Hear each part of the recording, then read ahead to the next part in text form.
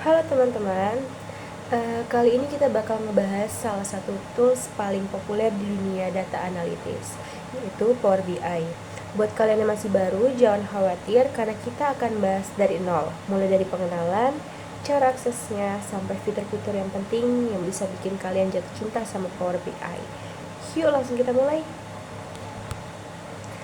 Oke, sebelum kita nyemplung lebih dalam, pertama kita kenalan dulu ya. Power BI itu adalah platform business intelligence buatan Microsoft yang digunakan untuk mengolah, menganalisis, dan memvisualisasikan data.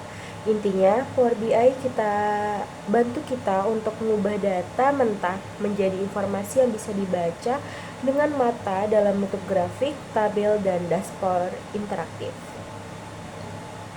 Nah, untuk cara akses Power BI itu, yang pertama kita pakai Power BI Desktop, yaitu ini adalah Power BI versi gratisnya, bisa di-download langsung dari website Microsoft atau Microsoft Store. Cocok banget untuk pemula, data analis, atau siapapun yang mau belajar visualisasi data tanpa perlu bayar. Yang kedua, yaitu pakai Power BI Service. Ini berbasis online dan call, biasanya digunakan untuk sharing dashboard secara online, akses laporan via browser, atau kolaborasi tim. Tapi yang ini butuh akun Microsoft dan ada beberapa fitur premiumnya yang berbayar. Jadi menurut aku mulai dulu dari Power BI Desktop karena semua proses utama dan import data sampai bisa bikin dashboard itu bisa dilakukan di dalam situ. Yang ketiga, banyak pilihan sumber data atau many data source.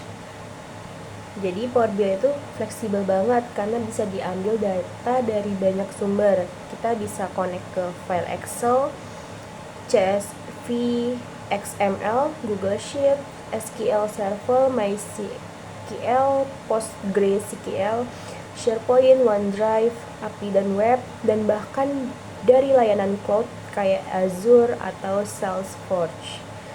Cuma tinggal klik get data, pilih sumbernya dan hubungkan deh. Mudah banget kan? Untuk transformasi data, gimana sih caranya? Setelah data masuk, biasanya kita nggak langsung bisa pakai, tapi disinilah Power Query masuk atau transformasi data masuk.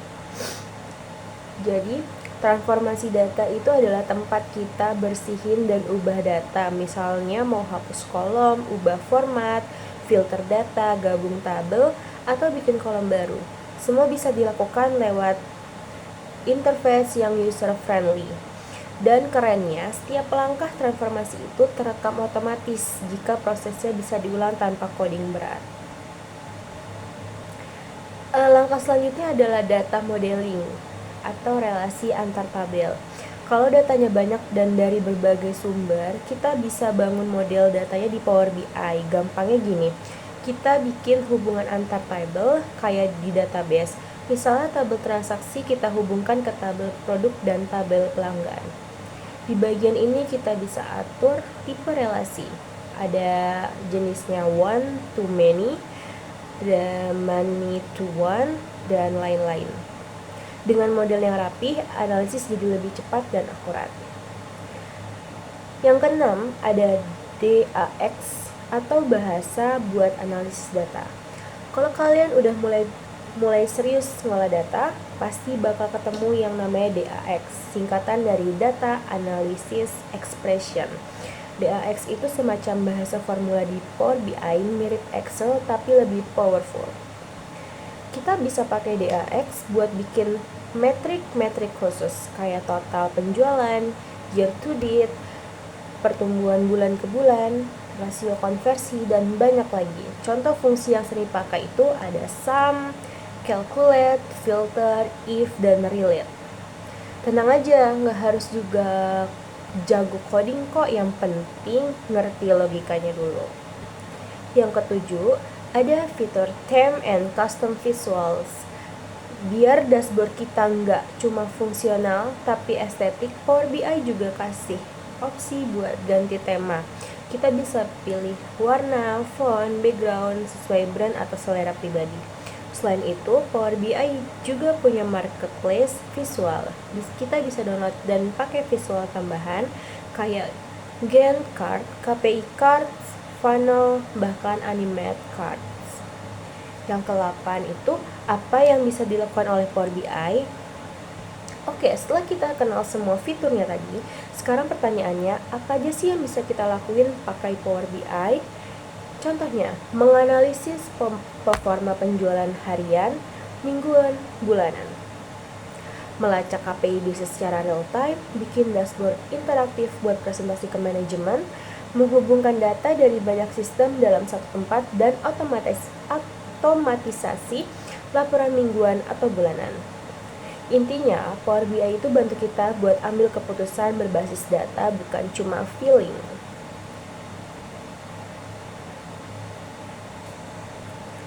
Dalam dunia analisis data, apalagi kamu kalau pakai Power BI, kamu pasti sering dengar istilah ETL. Nah, ETL itu adalah proses yang penting banget sebelum datanya bisa dianalisis atau dibikin dashboard. ETL itu singkatan dari extract, transform, dan load. ETL ini kayak tahap persiapan data sebelum akhirnya dipakai buat visualisasi insight atau laporan. Nah, untuk contoh kasusnya itu, misal kamu punya data Excel berisi data penjualan tiap cabang selama 1 tahun. Ketika kamu klik Get Data di Power BI untuk ambil file itu, ini namanya extract. Di Power BI, ini dilakukan lewat tombol Home dan Get Data. Langkah selanjutnya itu transform, atau bisa disebut membersihkan dan mengolah data. Setelah data tadi kita ambil, biasanya data belum rapi atau masih acak-acakan.